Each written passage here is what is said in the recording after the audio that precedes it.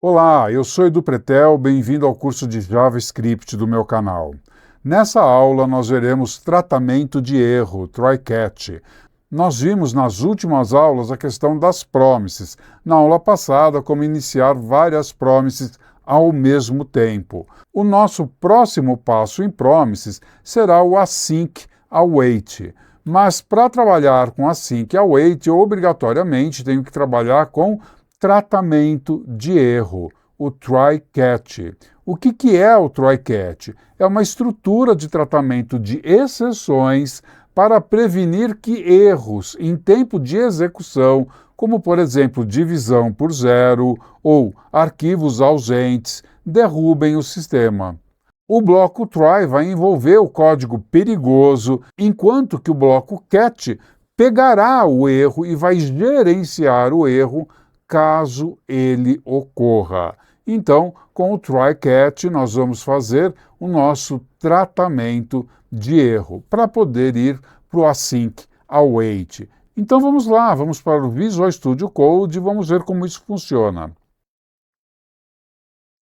Aqui no Visual Studio Code, eu criei um arquivo chamado 6try-catch, que é justamente o nosso tratamento de erro. Eu estou aqui na minha trilha 3 e aí eu vou começar com o try-catch. Começarei então com um exemplo bem simples. Eu vou criar aqui uma constante que eu vou chamar de usuário e atribuirei a ela o conteúdo null. Na linha seguinte, eu vou falar para ele assim, ó, dá um document.write na variável usuário na propriedade nome. Pronto, está lá. Isto vai retornar um erro, ok? Vou dar um document.write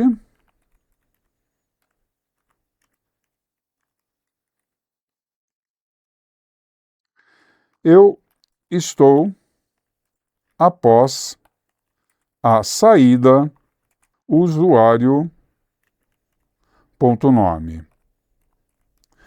Antes da frase eu colocarei um HR. E vamos ver o que aconteceu. Vou rodar isso no browser. Está lá, eu não consigo ver nada. Não teve a saída, mesmo que ele não consiga printar o usuário.nome, eu gostaria de ver a saída do texto que vem depois. E o que ele falou? Eu não posso abrir aqui o meu console, não posso ler a propriedade de null. Qual propriedade que ele está tentando ler de null? Nome, ok? Então ele não pode ler a propriedade usuário.nome. Como é que vai ficar isso, então? Eu vou falar para ele printar a propriedade usuário.nome dentro de um try. Ela é o código perigoso. Ela é quem pode dar erro. Então, eu vou falar para ele printar o código dentro de um try. Caso ele não consiga, eu vou passar catch e aqui vai vir o error, tá? Então, aqui vai vir o erro que deu, porque que ele está rodando o catch. Então, ele vai fazer o catch, ele vai tentar fazer o try. Se ele não conseguir, ele fará o que está no catch. Então, o catch vai colocar um document.write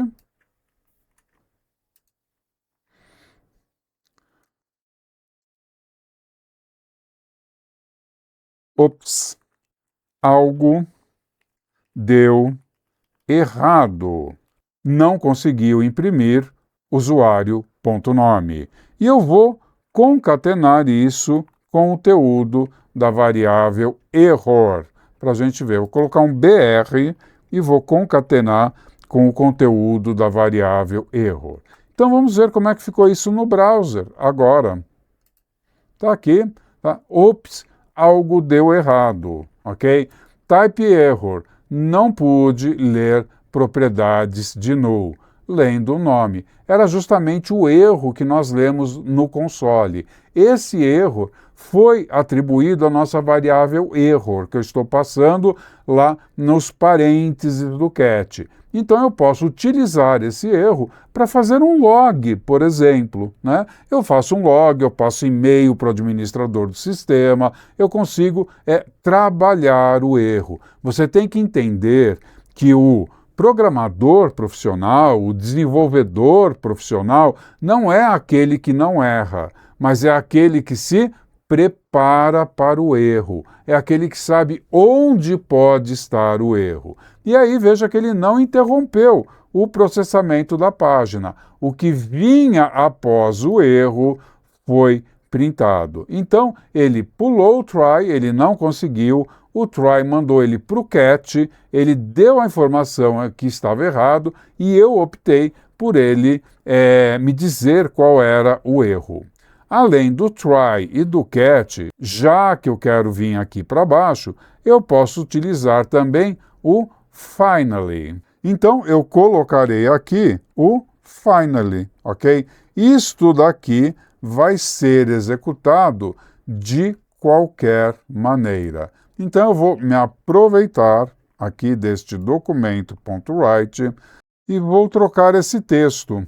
Isto, não precisarei da variável error aqui, ela só existirá dentro do cat, e vou trocar esse texto, ok? Isto será executado de qualquer maneira. Pronto, está feito, tá? Vou olhar isso lá no browser e olha lá, ops, algo deu errado, é o cat, ele colocou o conteúdo da variável error e isto será executado de qualquer maneira. O meu finally, vou colocar um HR antes do texto também, pronto, para ficar melhor. Então, ele fez o catch, ok? Isto é o finally, foi executado de qualquer maneira, e isso está após a estrutura. Então, mesmo tendo dado um erro, eu tenho uma mensagem pessoal que eu escolhi para mandar para o usuário não ficar no vácuo sem saber o que está acontecendo. E também eu tenho qual é o erro que aconteceu, e eu posso mandar esse erro para o administrador do sistema. O finally é executado de qualquer maneira e a minha programação continua. É isso aí, tudo deu certo. Onde eu posso utilizar o try-catch? Então vamos lá. Eu vou aqui, em vez de null, eu vou atribuir à variável usuário um objeto literal. Então ele vai ter o atributo nome, a propriedade nome, e a propriedade nome vai conter edu, ok? Como eu estou trabalhando com objeto literal, eu não preciso deixar a propriedade entre aspas. Vou colocar uma vírgula e vou criar a propriedade idade e vou dizer que recebe 40. Tá lá. Então, se eu mandar agora ele printar usuário.nome, o resultado vai ser esse aqui. Ele vai printar edu e o finally foi executado de qualquer maneira e eu estou após a saída do usuário nome. Muito bom, isso aqui veio depois do try-catch. Então a gente viu ele executando o lado verdadeiro, ele executando o try. Está aí a nossa brincadeira, ok? Então, quando eu recebo um JSON, que eu vou receber isso, a gente vai ter uma aula somente de JSON, JSON parse, JStringify. As APIs, elas se comunicam, elas trocam informações através do formato JSON. Se eu tenho que conversar com o servidor onde roda PHP, ok? Ele vai me mandar as informações no formato JSON. E aí eu vou ter que pegar essas informações, transformar num objeto aqui no JavaScript para ter acesso a essas informações. Eu aqui já criei um objeto literal para facilitar a nossa vida. Mas essa informação poderia mesmo ter vindo de um servidor, mas ela chegaria como sendo uma string no formato JSON. Eu teria que transformar essa string num objeto. E como é que eu faria isso? O JavaScript tem uma classe, um objeto para isso, que é o objeto JSON. Ele tem dois métodos, o JSON-parse e o JSON-stringify. Vamos dar uma olhada nisso. Quando eu recebo uma string, observe que isto aqui é uma string, ela está entre aspas, e lá no meio eu tenho um conteúdo no formato JSON. Quando eu passo essa variável, eu chamei de dados string, e eu vou passá-la pelo método JSON-parse. O JSON-parse vai ler essa string, que está no formato JSON, e a partir dela ele vai criar uma variável do tipo objeto. Então, observe que eu estou criando uma variável que eu estou chamando dados object, ok? E eu estou falando, crie essa variável a partir da dados string. Então, ele vai vir e falar assim, ó, nome contém Eduardo, propriedade nome contém Eduardo, idade 60, propriedade idade contém 60. Assuntos, um array com PHP, MySQL e JavaScript. Assuntos, um array com PHP, MySQL e JavaScript, ok? Do contrário, isso vale também, tá? Então, eu consigo ir de uma variável do tipo objeto, com seus índices nominativos, para uma string, que eu seria pegar a minha dados objeto, passar pelo método stringify e criar a dados string, tá? Quando ele lê a minha variável, que é um objeto, que é esta variável aqui, dados object, tá? Passando pelo stringify, ele vai criar essa string aqui, e é a string que eu enviaria para uma API. É isso aí, né? Então, aqui, se eu tiver isso aqui como string, pronto, já deu erro. Ele não vai conseguir, de novo, printar ao usuário nome. Undefined, ok? Então, para printar ao usuário nome, eu tenho que transformar isso num objeto. Então, vamos lá, eu vou fazer aqui dentro do try, ok? O usuário receberá, ok? O conteúdo da JSON.parse,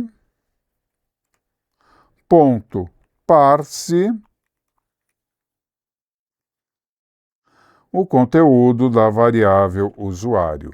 E vamos ver lá se eu transformei aquilo que era uma string num objeto e tive acesso ao usuário nome. Ops, deu errado. Esperado, propriedade name ou uma chaves em JSON na posição 1, coluna 2. Vamos ver isso. Ele está pedindo que eu tenha aqui as minhas aspas. Tá? Isso aqui não é um objeto literal, isso aqui é uma string no formato JSON. Então, ela vai precisar ter essa informação. Pronto, agora eu não tenho mais erro. O que eu estou usando? Eu estou tentando trocar o conteúdo de uma constante dentro do try. Então, isso deu certo, ok? Tentei trocar. Então, eu vou criar agora aqui a usuário 2 e vou tentar ler a usuário 2.nome. Veja que até agora só rodou o cat, está dando só erro. Agora deve rodar o try. Vamos ver? Está aqui, rodou o try certinho, depois o finally. E se essa string tivesse vindo com erro, ok? Se faltasse essa vírgula, por exemplo, a hora de o parse interpretar o conteúdo disso para criar o objeto usuário2, para que eu tivesse acesso ao usuário.nome, eu já teria o erro e, ops, algo deu errado. Erro de sintaxe. Eu estava esperando uma vírgula ou o fechamento das chaves, tá? E isso não aconteceu. Daí ele veio para o final. Então, eu já rodei o cat novamente. Se eu arrumar a minha string, esse erro deixa de acontecer.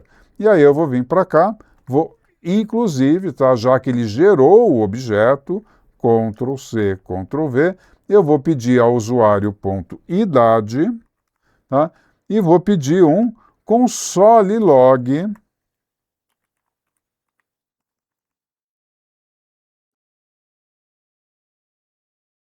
da variável usuário 2, para a gente ver. A usuário a gente sabe que é uma string zona, está no formato JSON, mas é uma string zona. Então vou pôr também um console log na usuário, para a gente ver as duas. Usuário é uma string, usuário 2 é um objeto. Vamos observar isso no browser. Está lá, edu 40. Aqui está a nossa string, a nossa variável usuário, mas observe que a nossa variável usuário 2, ela é um objeto, ok? Onde eu tenho um objeto, onde eu tenho a propriedade nome edu e a propriedade idade 40, ok? Ela é um objeto. A usuário 2 foi criada a partir dessa string, utilizando o JSON parse nessa string, que é uma string no formato JSON. É isso aí, deixe seu like, mas capricha mesmo nesse like, curta o nosso trabalho. Siga o nosso canal, ative as notificações para saber quando tiver novos vídeos e deixe seu comentário, eu quero saber o que você achou desse vídeo. E compartilhe o nosso vídeo, compartilhe conhecimento. Até a próxima aula.